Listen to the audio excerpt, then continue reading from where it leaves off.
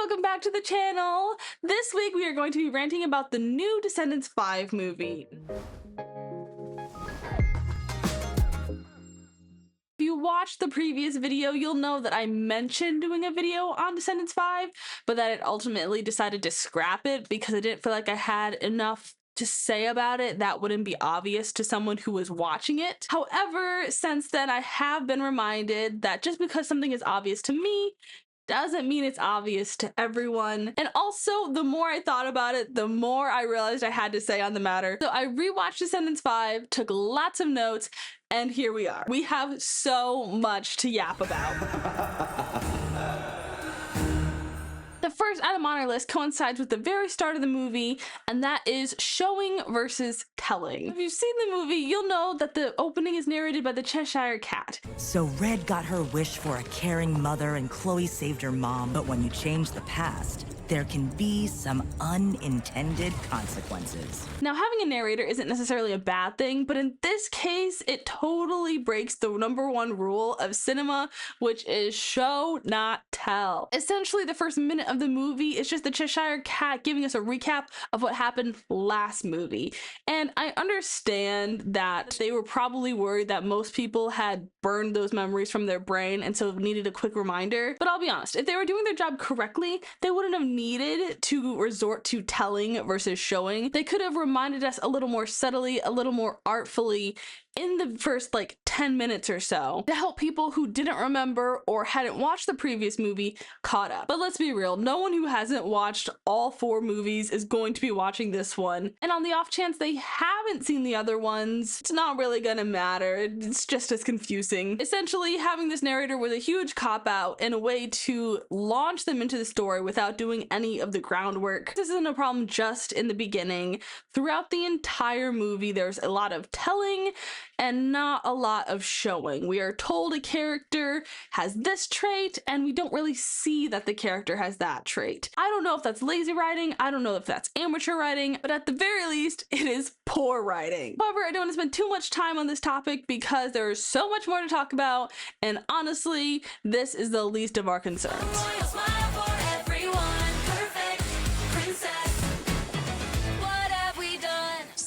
Let's take a minute to talk about the songs. Last movie, the songs were atrocious. They were so bad. And so I was really hoping that they would fix it this time. And listen, they're way better than they were in the last movie. That being said, they're not great still. I didn't know anything going into this movie aside from prim and proper lovely ladies, pride of the upper class, perfect princess nepo babies. Give whoever wrote that a giant bonus and then immediately fire them because what was that? As I said, I do have to give the songwriters some props. While the songs weren't as iconic as I would have loved them to be, well, they are iconic, just maybe in the wrong way. All of them are so close to being really good and being something that I would absolutely unironically put on my playlist and listen to. But in every song, there's always a little part that ends up dropping the ball and ruining it. And honestly, I can't even say that the worst part of the song is the villain intro.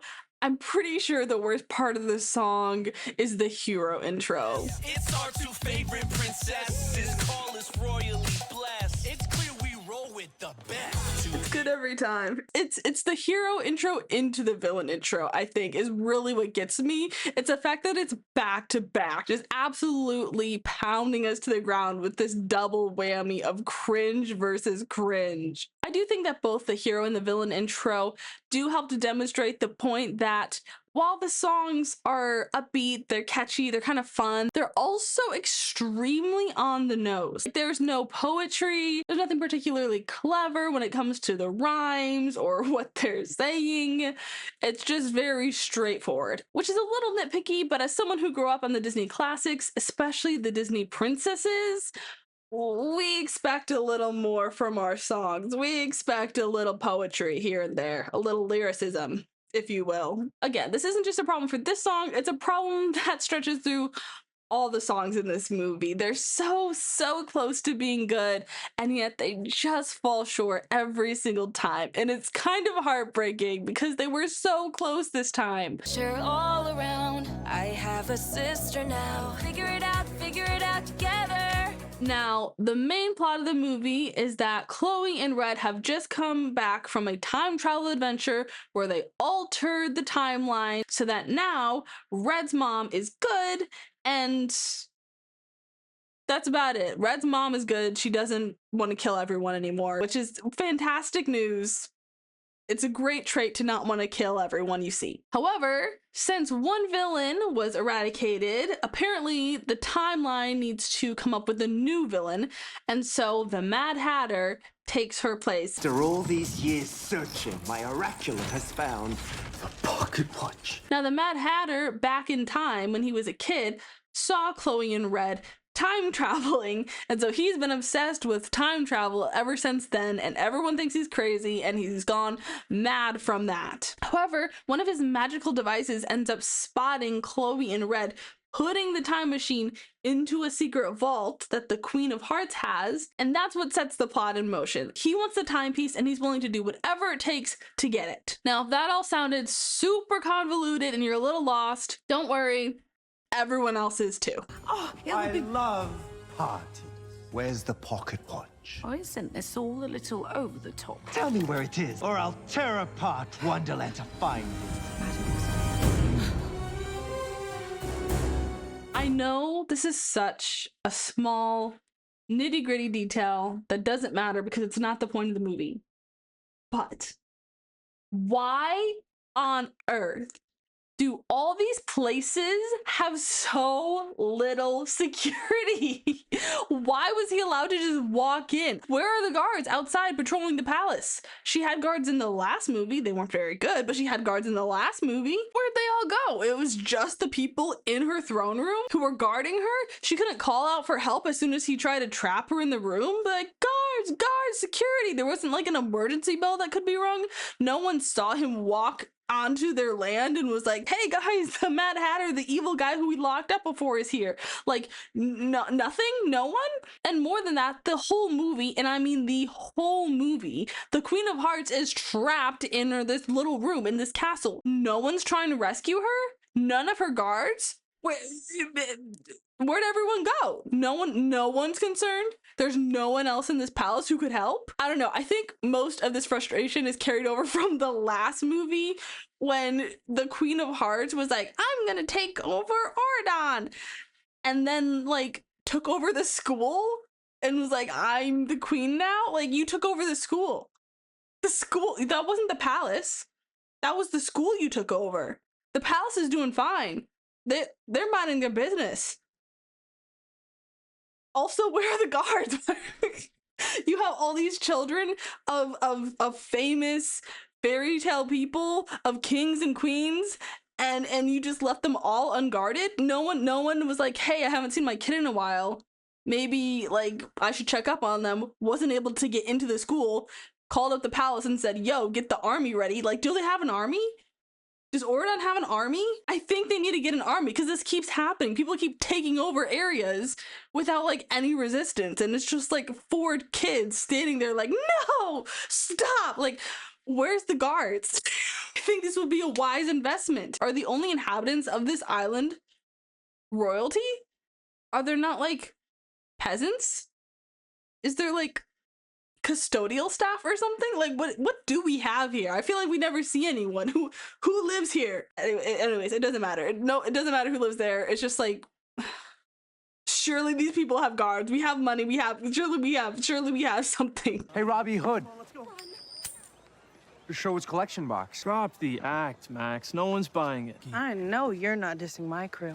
How original. A pirate itching to fight. Back at the school, we are properly introduced to our new cast of characters, some of which have been recast from previous characters and or are siblings of previous characters. It's unclear. I don't know. And honestly, I don't know that it matters. On the VK side, we have Felix Facilier, Hazel Hook, Max Hatter. And on the HK side, we have Robbie Hood, Hood and Luis Madrigal. Now, I don't know why the VK kids got like normal names and the hero kids got the worst names in existence. They literally just named them after their parents. There's no way. There is no, I can't speak to Robin Hood.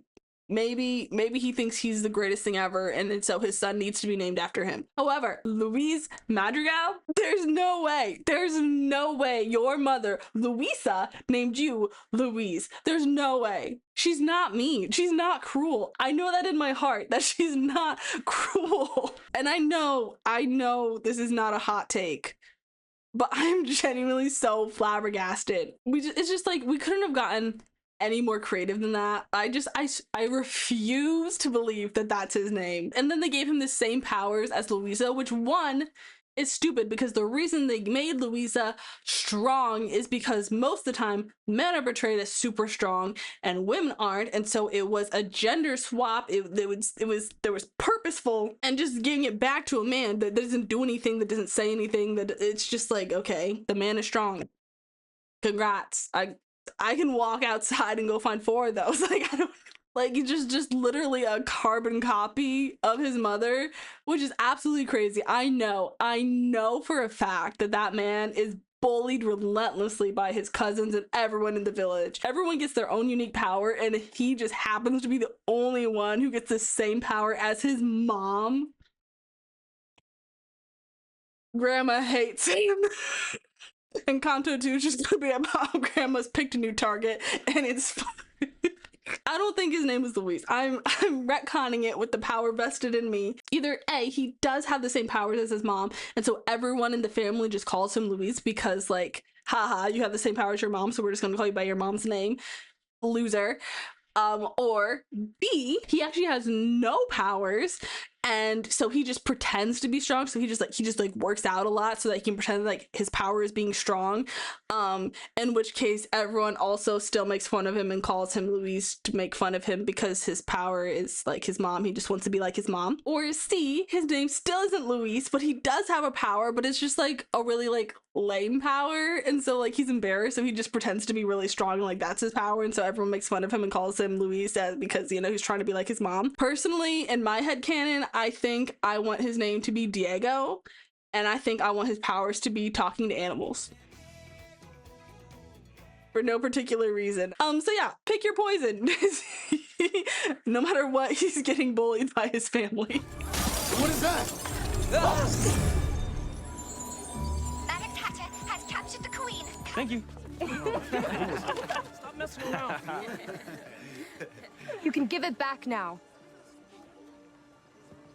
Oh, my heart! Did my pumpkins go rogue again? Now, there's a couple things we could address when it comes to this scene. However, the most pressing one is, why is Fairy Godmother still here? Why is this the one character that keeps coming back? She has to be the most useless character in the entire series. I'm pretty sure she hasn't done a single thing the entire time. The most she does is like Miraculous Ladybug at the end of the movie and just like, oh, bibbidi bobbidi boo, fixes everything. Most useless character. She's always losing that wand. It's never locked up. It's never on her person. She can never keep her hands on it. She just causes problems everywhere she goes and then refuses to fix them until it's convenient. And while we're giving our 2 cents on characters, I might as well mention that I absolutely love Brandy. She is my Cinderella through and through. I was so thrilled when they added her to the last one. And the fact that she's back and she gets to sing in this one, my heart is full. My heart is full. I love her. That is my Cinderella. That's my Prince Charming. If you have not seen Rodgers and Hammerstein's Cinderella, please, please, please go watch it. If you've watched this movie, you clearly have Disney Plus. Go look it up on Disney Plus. Go watch it. It is the best version of Cinderella, period. Now, while I was ranting about all of that, Red, Chloe, Pink, Hazel, Felix, Max, Louise, and Robbie have all decided that they're going to go to Wonderland to help the Queen of Hearts. Now, Chloe tried to go to her mom for help. However, Cinderella decided that it would be better to wait for reinforcements and get a game plan before going in to Wonderland to try to stop the Mad Hatter, which is completely reasonable, to be fair. However, the kiddos decided that they were not going to wait, and so they jumped through the portal to go to Wonderland. So we just jump? Yep, let's do it.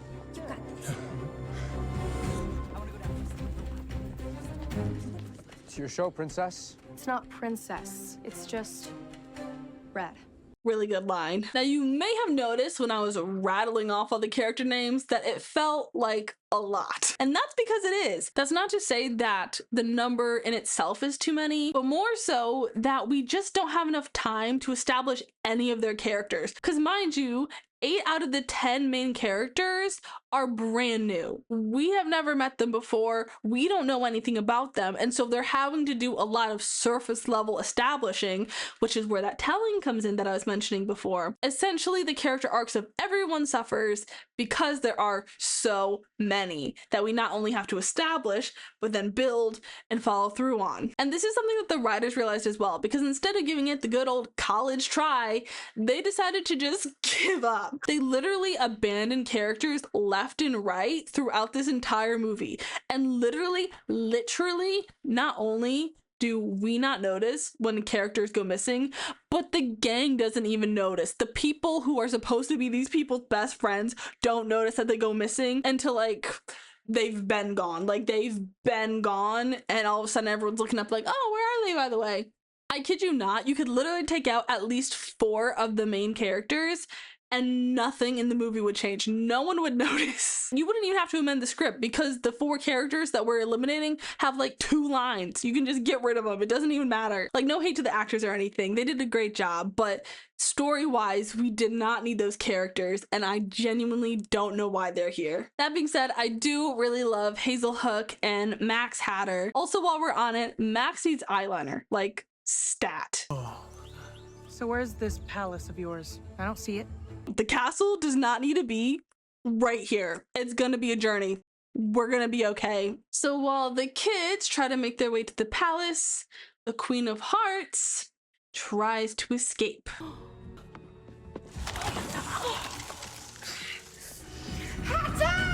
I don't know that I've ever seen a more pathetic escape attempt. That was the gentlest shove I have ever seen. I don't know. Maybe it's just me. But if I was trapped in my palace by evil vines that were made by like my arch nemesis, essentially, I think I'd be trying a little harder to escape. I think I'd maybe give it like a good shove or, you know, try a little bit. I understand that the magic was like, I don't know if it burned her or shocked her or whatever. Like, I understand that was probably unpleasant, painful even. But I don't know. I think if I was being held hostage in my own castle and the only thing standing between me and freedom was a few vines, I think I'd figure it out. I think I'd grab a chair and just start bashing into vines until I got through, you know? Something other than just, you know, giving up. Maybe she didn't want to see her kids ever again. I don't know. Okay, can I just say that I adore the choice to use physical sets and physical props. Majority of the sets in this movie were physical. Majority of the props in this movie were physical. They had so many things to touch and interact with. I love this mushroom person. I literally shrieked with joy when she ran across the screen. I was so delighted. I feel like it adds to the whimsy of it all. Like, yes, it all looks fake, but it doesn't look any more fake than CGI would. Like, that choice alone skyrockets this movie's ratings, in my opinion. I wish more movies did physical sets, and I wish more movies had mushrooms running around. If you can't tell, this movie is full of a lot of ups and downs. Now, the Mad Hatter has these little like dodo bird mechanical spy things that he set out to try to find the timepiece, even though he knows where it is. Okay, little side note here. His little contraption saw where they put the timepiece. He knows the timepiece is in the vault. He tells the queen, I know the timepiece is in your vault. And then he proceeds for the entire movie to be like, I don't know where the timepiece is. I don't know where it is. I'm gonna search the whole land till I find it. Brother, you know where it is. I know you know where it is, because that's the first thing we see you do in the movie is figure out where it is. So what are we doing? Just ask her to open the vault. I don't know where the vault is. Well, she knows where the vault is. Just threaten her. She literally is not gonna put up a fight. We already saw her fight. There's not much of it, okay? I have seen 2-year-olds throw fiercer tantrums than whatever that was. You're totally safe, my dude. Literally just threaten her. Or alternatively, you could just look back at your little thingy and see where the girls were when they put it in the vault. This device can literally show you alternate timelines. It can show you alternate timelines, which means it can definitely show you where the vault is. There's no way that that's like its one weakness. It's like, oh, I can tell you that there is a vault and I can show you the girls putting it in the vault, but I actually can't tell you where the vault is. I can't even show it to you. Like there's nothing here. Like there's no way this thing knows about alternate timelines. It can literally show you the alternate timeline, but it can't show you where the vault is. It wasn't even that hard. It was literally just in the maze. And yet bro spent 2 days walking around the palace demanding that Queen show him or tell him, and she doesn't even know it's there. She doesn't know it's there. He's kidnapped the wrong people, and he gets nothing out of it. He never even gets to lay his own eyes on the timepiece. He only sees it through his devices. And to make matters worse, he has arguably the worst song in the entire movie. It is so bad. Like the first verse, Now look what the cat dragged in to come and visit. Pathetic! Exquisite. Now whose on birthday is it? I actually can't. Like, I actually cannot deal with it. It is so cringe. It is not even fun cringe. It's like, it's so bad. Welcome to my wonderland. Run! My wonderland. Truth or dare, are you scared? That's too bad. And then like it's so bad. Every aspect of it is just like, it's so bad. And like towards the end of the song, he's like holding this like card in his hand that's like supposed to represent a house that the children are in, and he's like squeezing it and like crushing them, and the Queen of Hearts is watching him do this while he sings his little evil song, and she's like, no, spare my children, please, I'll do anything. And he's like, too late. Which like is not how you use a bargaining chip. When you have the upper hand, something that the other person wants, and they're willing to give you anything you want to get it, that's normally when you're like, okay, give me what I want. But he didn't want to do that. He wanted to crush the children, including his own child, by the way. And so he does that. He literally crushes them. And the Queen of Hearts, who was just begging him for her children's lives, turns around and scolds him for getting fingerprints on the crystal.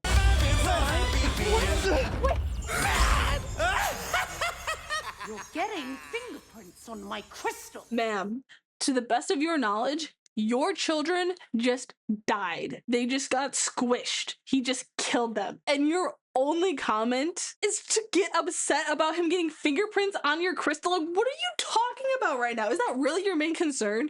Is that your biggest concern at the moment? You just watch him squash like 10 children and you're like, oh, the fingerprints on my crystal. I can't. I actually can't with this woman. Now, I mentioned Max Hatter and a few of the VKs were joining the heroes on this journey to help stop the Mad Hatter. However, I didn't really mention why they were doing this.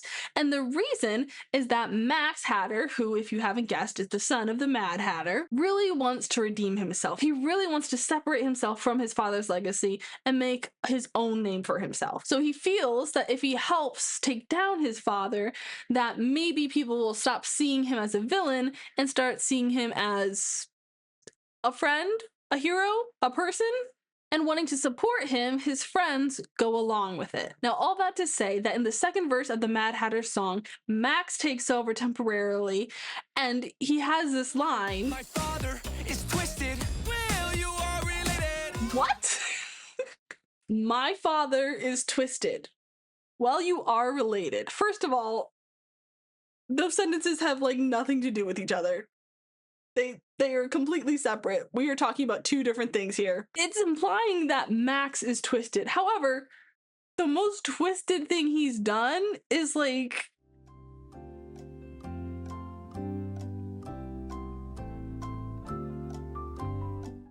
not done anything twisted. He's actually been a really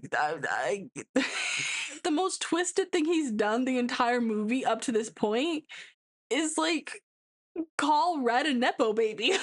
He's like the chillest dude around. And also, as I mentioned, he's actively trying to get away from his reputation as being a villain's kid. He's trying to make a new name for himself. And so for his friend to come up to him and be like, well, you are related. Brother, you're not helping. You're not helping the cause right now. I need you to take a step back and maybe go get lost in another teacup or something. I don't even know if that's happened yet. It's coming, and you deserved it for that one. As I mentioned, at the end of Hatter's song, he crushes a card, which crushes a house, which the children just happen to be in. Now, before it crushes, Louise grabs Red's arm and drags her through one of the doors. What was that? Oh, I'm partial to gracias, but thank you also works. You know? Okay, first of all, jail for whoever wrote that line. Second of all,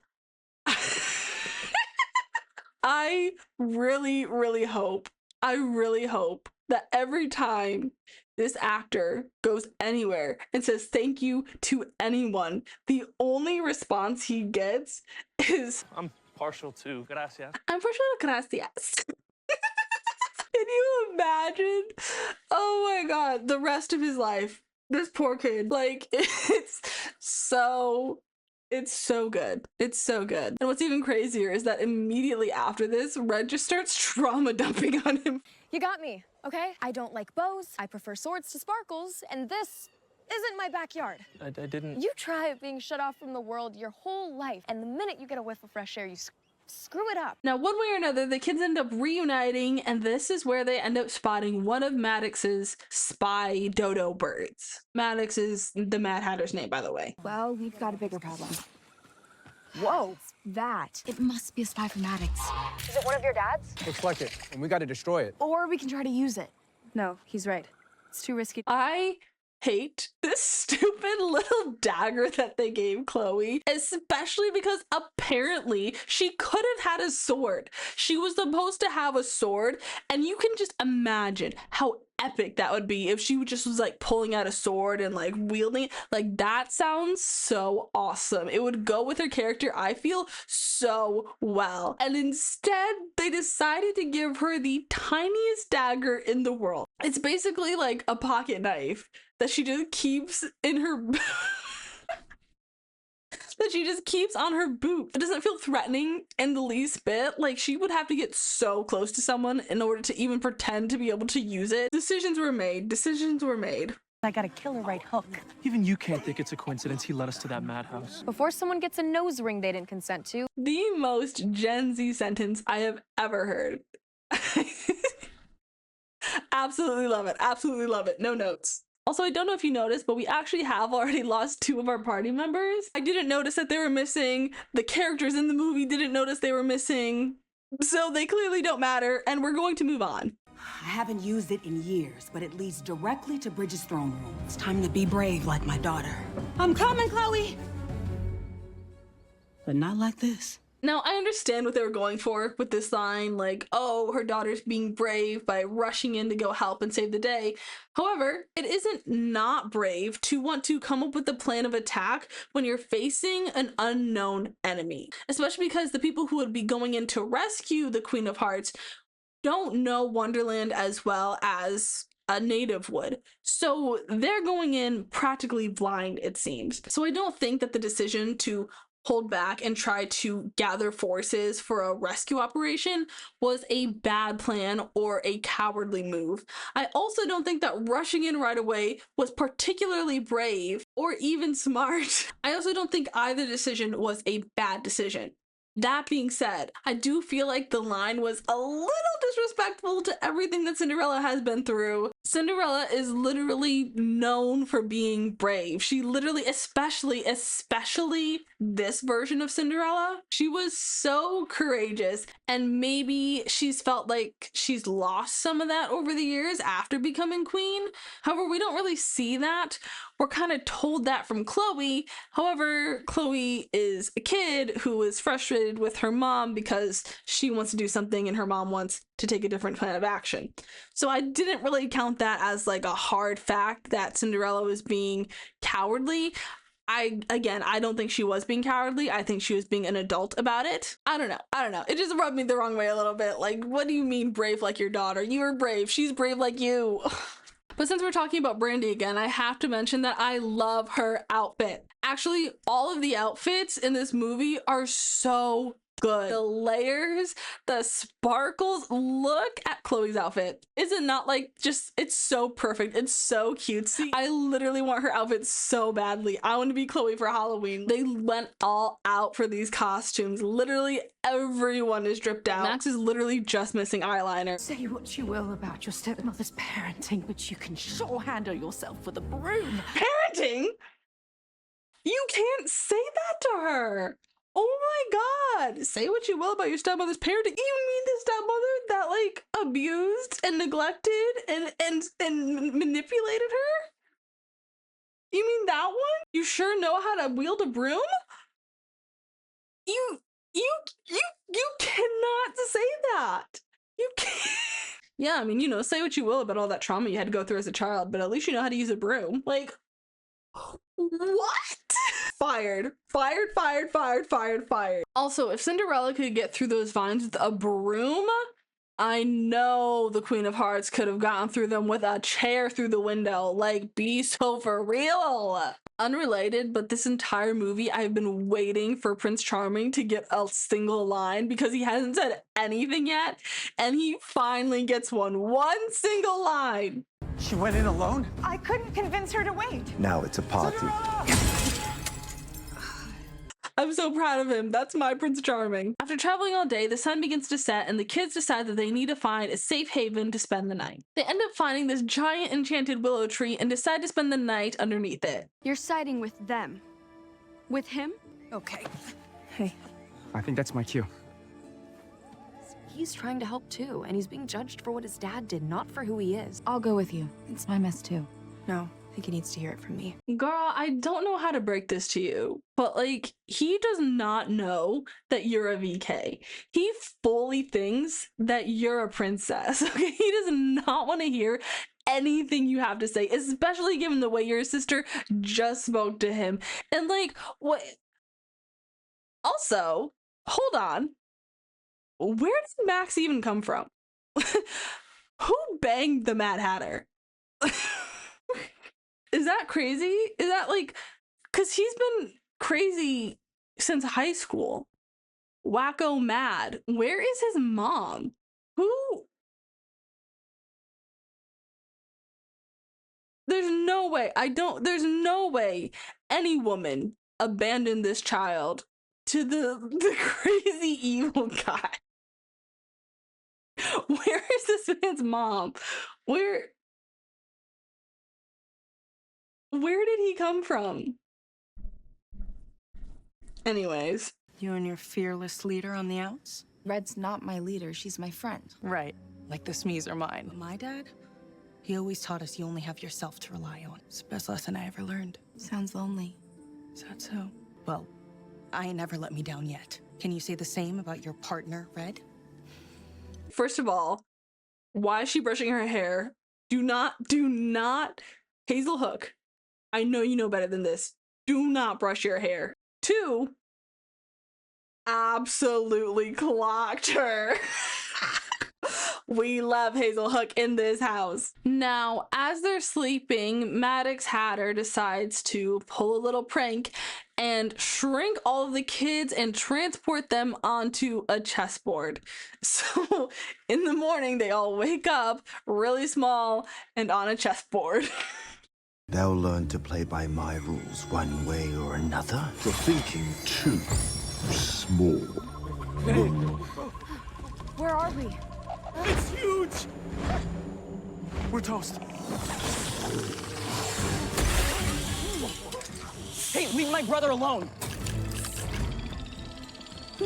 Say what you will about all of these pointless characters, but every single actor absolutely ate. 100% committed to these ridiculous characters. They knew it was cheesy, they knew it wasn't good, but they still committed. I have so much respect because they didn't have to do that. They could have played it like it was cheesy. They could have played it like it wasn't anything special, like this movie was just a throwaway, but they didn't. They acted their hearts out. They said every line with their whole chest. It is genuinely one of the only reasons that this movie is actually enjoyable to watch, because if they were just giving it lackluster performances, if they were only half trying, it would have come off so much worse and it would have been such a slog to watch. But they brought so much energy and life to the characters, even though the characters had so little to work with on paper. They did their best and it paid off. It's still not a good movie, but it's like 1,000 times better than it would have been if they had all just like not tried. He's challenging us to a game of chess. Line up on the squares. The classic first move is pawn to e4. Robbie, you go to that one. My dude! You think Maddox would ever set up a simple game? Okay, it's just the first move. Come on, Chloe. She's right. Just let me try again. Chloe, no. This is where we get my favorite dance number. I love these little knights. They absolutely dance their hearts out. Watch out, pull the roof off the ceiling. That's exactly how we get. It's a vibe, it's a feeling. Move your body like a villain. It's an all-out battle on the dance floor. Fill up the rules, yeah, just let 'em go. Don't get me wrong, the choreo isn't great. It's not terrible. It was definitely worse in the fourth movie. However, it's not great. And that's not just for this dance number, that's kind of for all of the dance numbers. They were kind of like the songs in a way where they were so close to being like something and they just like fell short every time. It's hard to explain. It felt like it was choreographed by someone who knew what they were doing in theory, but has never had like a project this big before, and so they ended up floundering a little bit when it came to actually putting these large dance numbers together, and actually the smaller ones as well. They were actually way worse at putting the smaller ones together. However, again, it was way better and way more engaging than the last movie, and all of the dancers absolutely slayed. Like, they went all out on the choreography, which is genuinely what saved it most of the time, especially in the bigger dance numbers where we had all the extras absolutely giving it their all. They held up these dance numbers. Not to be mean, no hate, I'm sure the choreographer is a lovely person, but there are so many awkward moments in the dancing. Oh my god, there's this one where Red and Louise have a song together and they literally pause before going into the next dance sequence. I kid you not. They literally, like, they're dancing and then they just like pause to set up for the next sequence. And the Mad Hatter song that I mentioned was the worst song, also had the worst choreography. They just had him it's not good. It's not good. There's also just a lot of hand movements. I don't know why. All that being said, these dancing knights are like my favorite. They are like in armor. Oh my god. I love it. It's so funny. And honestly, I was really worried at first because this scene felt like a copycat of a previous Descendants dance-off. Suit of armor, strong and true. Make this metal bust the move. It didn't feel like a copy. It felt like it was its own concept and its own dance. However, it is still a toss-up over which dance number is the corniest. Off the ceiling, that's exactly how we get.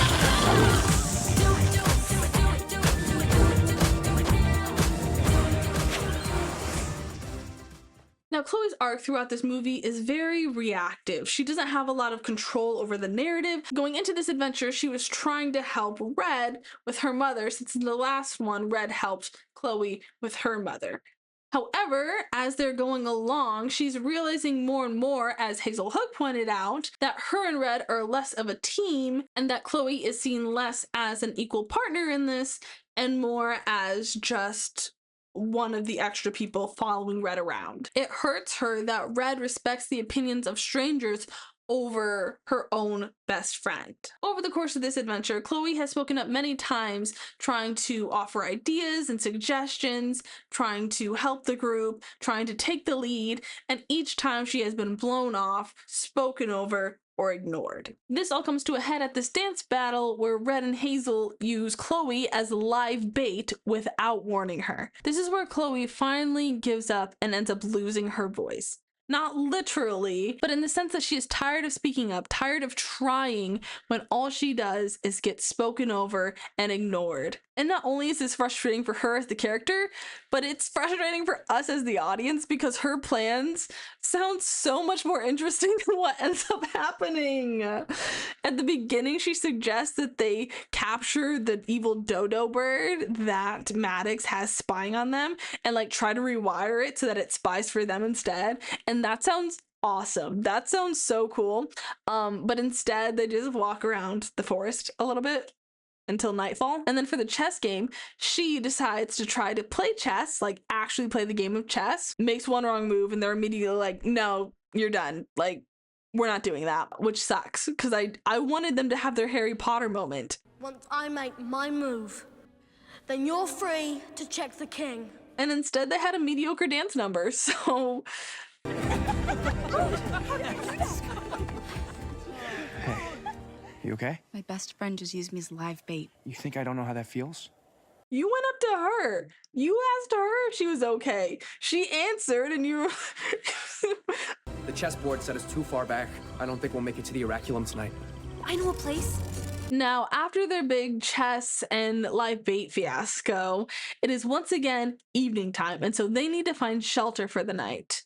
Side note, half of this movie takes place at night. Literally, they just sit around at night having conversations with each other, and that's like most of the movie. They barely do anything. So what, you're just not talking to me now?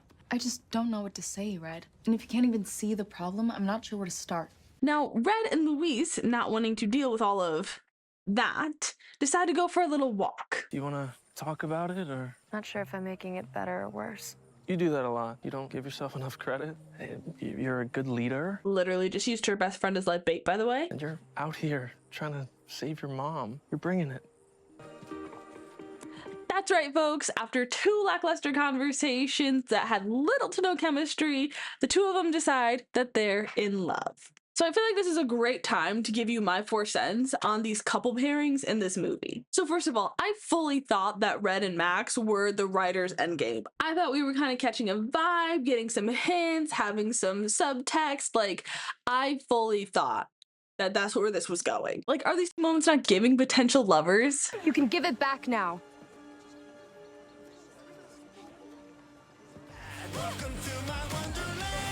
It's not so easy. Well, good news, princess.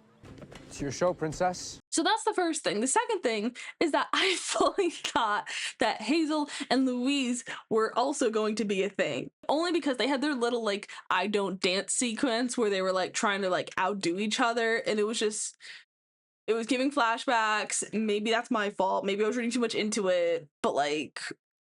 Go comb your hair, pretty boy. You're gonna need a lot more than good hair and a nice smile to get this done. A Madrigal never backs down from a challenge. Smile at us? Huh? All right. No, you can't. Did you hear about? Did you hear about? I thought the writers were going somewhere. I thought they were doing something. And then for a moment, I was thinking Chloe and Hazel, if only because they had more chemistry in their singular 30-second conversation than Louise and Red have had this entire movie. You and your fearless leader on the outs? Red's not my leader, she's my friend. Right. Like this me's are mine. It's just nature, you can't change it. You'd be surprised what you can change. But my dad, he always taught us you only have yourself to rely on. Sounds lonely. Is that so? All that being said, I really don't mind if Max and Chloe is a relationship that the writers want to pursue in the future. They're kind of cute, they have a bit of chemistry, and it's kind of like the reverse of the last trilogy, where instead of the villain falling in love with the hero's falling in love with the villain. It's cute, and again, I don't hate that pairing, as long as they give him eyeliner. That being said, I absolutely hate Louise. You might have guessed it. You might have already picked up on some subtext that I don't like this character. And I just truly do not like him. It's just they want us to like this character so badly, but we don't know anything about him. The only thing we know is that he's supposedly super strong, and we only have one moment that proves that he actually is strong. And for all we know, that tree was made of confetti. He is just the lamest character. Again, nothing against the actor. He is doing a fantastic job. But the character itself is so boring. He has no personality. He has no riz. He's just so bland. Like, if you were to change his name and just throw a different costume on him, he could literally play any character ever because there's nothing unique about the way this character is written. I just can't stand him. I cannot stand him. We don't learn anything about him. We don't learn anything about his family or his relationship to his family. It's all just kind of assumed. We don't learn anything about his hobbies or what he enjoys doing or what he doesn't enjoy doing. I don't think he even has a moment where like he gets upset or angry about anything. Like, he's literally just like a filler character. And we're just supposed to like him because the movie says we're supposed to like him. And I'm like, also, the choreo for his and Red's song is so bad. The Hatter song is arguably worse. Both the song and the choreography is just like atrocious. However, this one is like, it's cringe in a way that makes your skin crawl just a little bit because you're just like, ooh. Again, Max Alvarez from the iconic show Find Me in Paris would love this choreography. However, no one else should. This is the one where they have that awkward pause where like they're dancing and then they like pause before they go into the next sequence. I understand what the choreographer was going for. I really do. But it was not playing off well at all. We needed to switch gears. We needed to change tack. We needed to do something. Luis was so stiff throughout the whole thing. I can tell they did not have nearly as much time as they needed to rehearse this dance because he was thinking through every single step that he needed to do. And because of that, he was messing up a lot of his lip syncing. So he kind of just like moves his mouth and kind of hopes that he's in the right spot. That being said, Red is absolutely killing it. She's dancing through her movement. She's staying on time. It's not good choreography, but Red is making it look decent. So after Louise and Red are done frolicking in the forest, they come back to the little cottage and find that Chloe is still quite upset at Red for using her as live bait. Understandably so. Please talk to me. Why? So you can just ignore me some more? It must be so easy for you, Red. Flipping back and forth.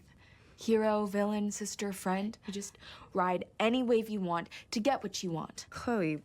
No, it's okay. You've been telling me all along that this is who you really are. I guess I'm just realizing I should have believed you.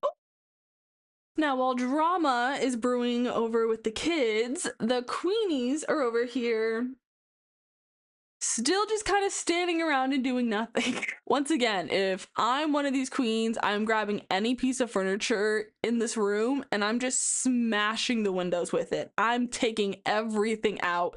I'm gonna be causing a ruckus. I'm getting out of here one way or another. But these two are kind of just content with just standing around and doing nothing, so I shouldn't say nothing. They do sing a song together, and arguably it is the best song in the entire movie. Put it on, smile way. Look it, girl. Be happy, behave. Dark, it tries to consume me. And these days, my daughter sees right through me. So when it gets dark, gonna light in you. And when the door slams, gotta push right through. When times get tough, she'll know what to do. We always find a way. I was so excited when Brady started singing. I was like, yes, she gets a song in this one. This is everything. It's everything I could have asked for and more. I can't tell if I like the screens in the windows or not, but you know what? It's a whole vibe, so.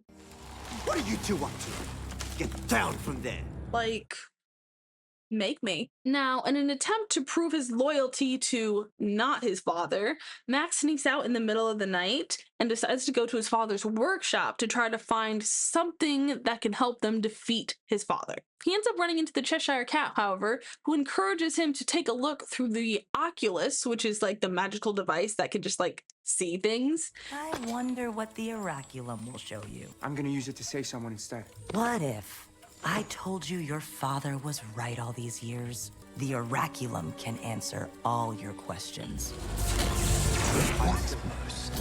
My time machine.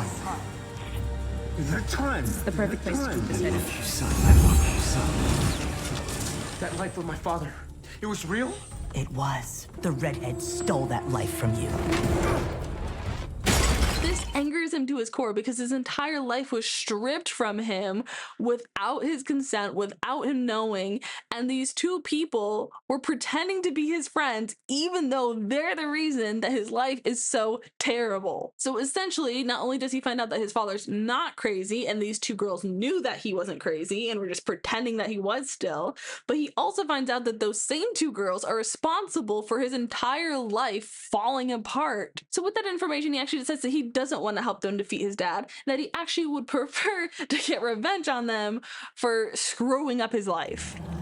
You know, Red's not the only one who knows where the pocket watch is. Revenge is a dish best served blue. Really good line. Now, I mentioned earlier that I'd be okay with Max and Chloe being a couple later on if that's what the writers were going for. And this is the reason why. They have a little duet song. It's not a love song. They're just both really upset at Red. And so they end up not necessarily bonding, but just like teaming up in their frustration towards Red. And this song isn't the worst. However, I do want to note that they did not give Chloe choreo for her verse. How could you do me like that? You're so heartless, heartless. You hit me when my guard was down, and the hardest. They literally just Troy Bolton her, throw her on set and say, all right, sing the song. It's it's messed up, especially since for Max's verse, he gets choreo. It's not the craziest choreo, but he has choreo. And towards the end of the song, when they have their duet portion, they get choreo. It's not good choreo, but it's choreo. So the fact that they just didn't give her choreo is so messed up. And while we're on it, Max's verse absolutely slays. Behind that perfect princess is a nasty web of lies. Hearts are on your clothes, but you don't feel a thing inside. And then the song immediately falls apart after that, and it's just a huge mess.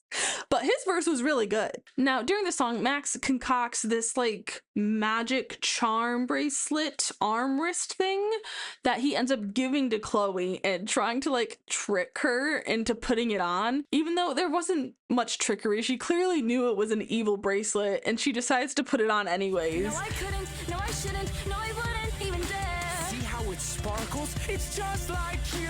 It was kind of a weak plan, but I guess she was game, so it all works out. This evil bracelet naturally turns Chloe evil, and they both finish their duet singing about how they want revenge on Red for being heartless. You're heartless. Now, the next morning, Red and the gang wake up and they realize that Chloe and Max are missing. Chloe? Right. Me too. Leaving me behind again. What am I, disposable? Holy tea party, Pink. This isn't about you right now, okay? I don't know if you've noticed, but we have way worse things going on. We do not have time to deal with this right now. Maybe this is something we can talk about later, but for now, we have more serious matters to deal with, like an evil Chloe that's sprinting through the trees. Also, have you considered that maybe the reason that no one takes you seriously is because you have zero friends, you follow your sister around like a lost puppy, and you insist on referring to yourself in third person like you're a goddamn Pokemon? Guys, we were waiting for you. And what's with the makeover? You know, I wasn't having fun anymore, being good. So I decided to do things your way. Heartless. You can thank Max. Red and Louise try to catch up to Max and Chloe, who are sprinting through this magical hedge maze, and for some reason, they just can't keep up. They keep running into walls, they keep being just barely too late. I don't know what exactly is controlling this maze. All I know is that it does not like Red. We'll never make it. Yes, you will.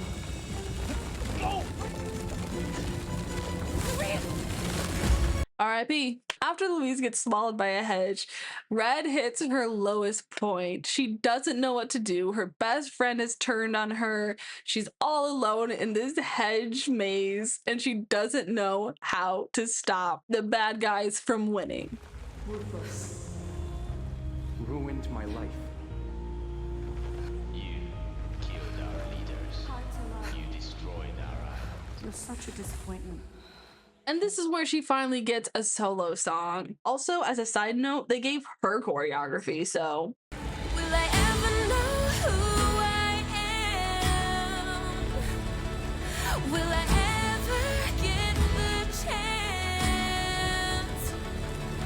Now, this is supposed to be poetic because not only is she lost in the hedge maze, but she's also lost her identity. See how those connect? Because she's lost. She's lost in both. She's lost and lost. Did you see how that was clever? That was clever. It's also kind of the most frustrating because she could have made almost any of these closing hedges if she just sprinted, if she just started running for it. She kept stopping. She kept walking up to a hedge and be like, oh, I've missed my shot. But like, first of all, it's a bush. Like, it's a bush. Just I know it's a magical bush, but just like, squeeze through, just like push it, shove it. Apparently they open if you ask, so just ask it to open. That's my sister in there and she needs me. Open up this instant. Thanks. Now I know who I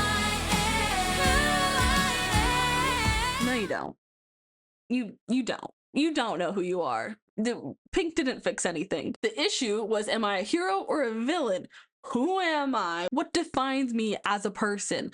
Those were the issues. The issues were more internal than external. Pink didn't answer any of those questions. She didn't solve any of those riddles. You still have to figure all of that out. Nothing was solved here. Well, I guess one thing was solved. They end up working together to find Max and Chloe. Where's the pocket watch?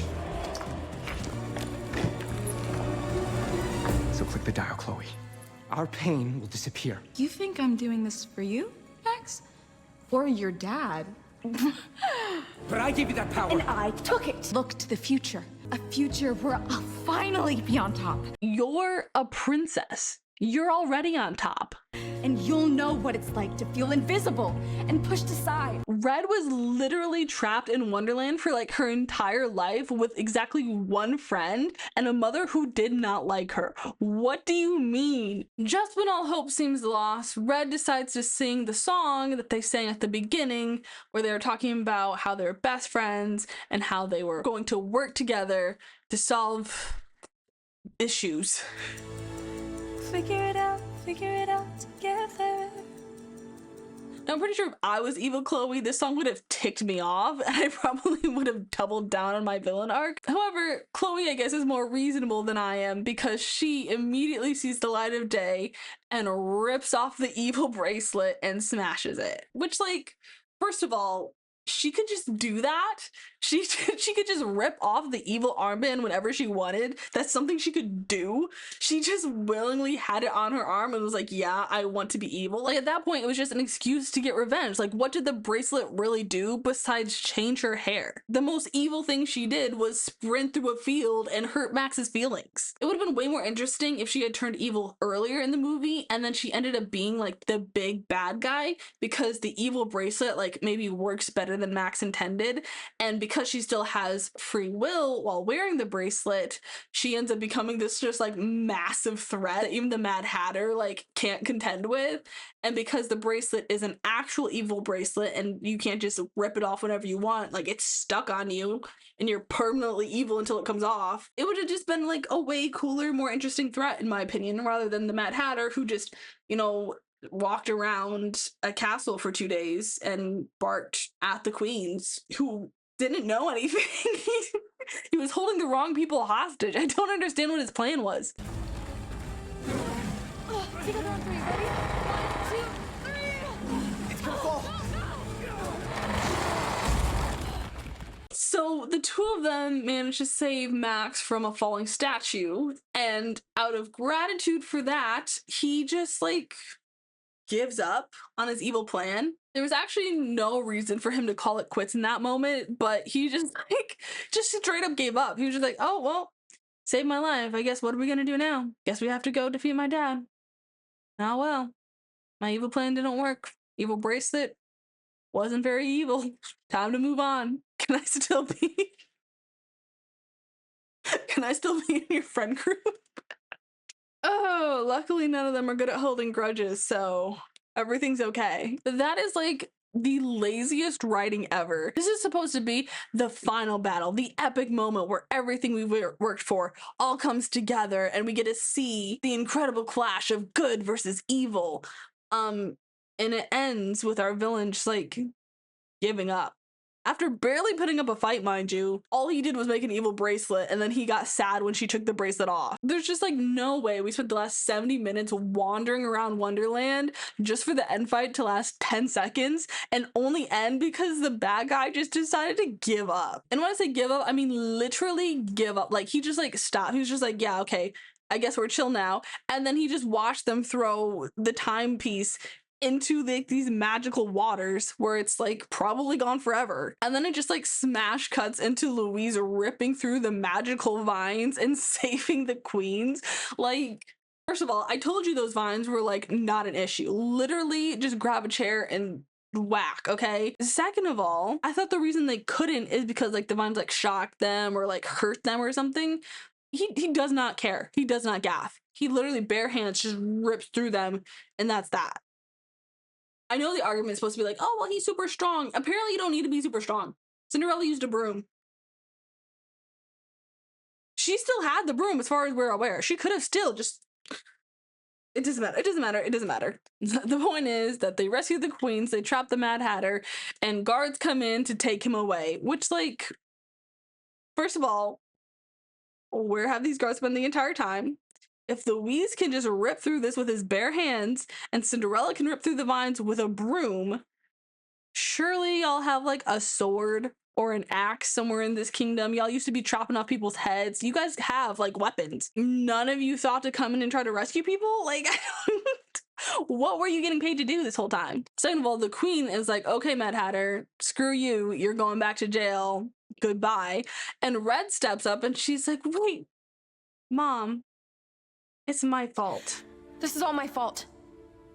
This all started because I was too afraid to stand up for what was right. Too afraid to disappoint you. I'm no hero, Mom.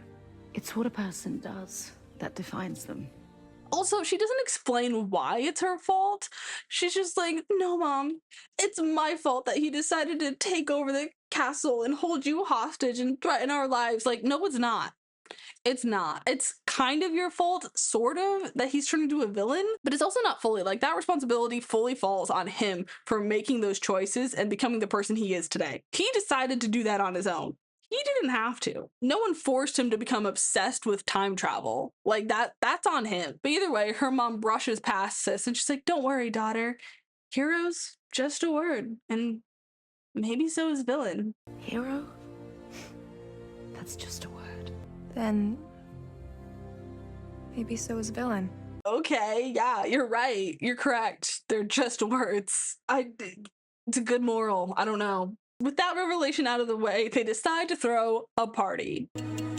I'd like to toast the bravest rescuers I've ever known. What was that? The way you all worked together and overcame tremendous odds. It's inspiring. I can't hear you. Speak up. I do want to point out that this final dance number is so well rehearsed. It was so smooth. Everyone knew what they were doing. The choreography still wasn't great, but everyone looked good doing it. It was so clean. They clearly rehearsed the hell out of that scene. That one and the very first one, they really committed to those big dance numbers with a lot of extras. And who was that man staring at? Also, I do want to call out Max's actor here because I don't think he's a dancer, but he is absolutely killing it. He is giving this dance his all. He's going full out. Mad respect to him because that is not an easy thing to do, especially when it's not something that you're like trained to do. Mad respect. And that's Descendants 5. It was a wild ride. I enjoyed it so much more than I thought I was going to. It's not a good movie, but it's entertaining, it's fun. I had a good time. I genuinely hope that we get to see a few of these characters again, specifically like Hazel Hook, Max Hatter, I guess Louise. Pink's still on thin ice. Like, I feel like we could go somewhere with these characters. We didn't in this movie, which is why we have so much room to grow. We have so much room to learn about these characters. And I think if they continue to improve these movies, specifically when it comes to the aspects of the writing, the choreography, and the lyricism, I think the whole franchise can bounce back and become something that people can be proud of again. So I'm excited to see where this goes. I can't wait for Descendants 6. Oh, you didn't think that was the end of the story, did you? That's all for this video. If you enjoyed, feel free to click the like and subscribe button below. I'm trying to get to 100 subscribers by the end of the year, and I'd be so grateful if you decided to follow me along on that journey. Until next time, lovelies. Oh, I'm partial to gracias, but Clocked. Clocked. Clocked. Clocked. I'm doing this wrong.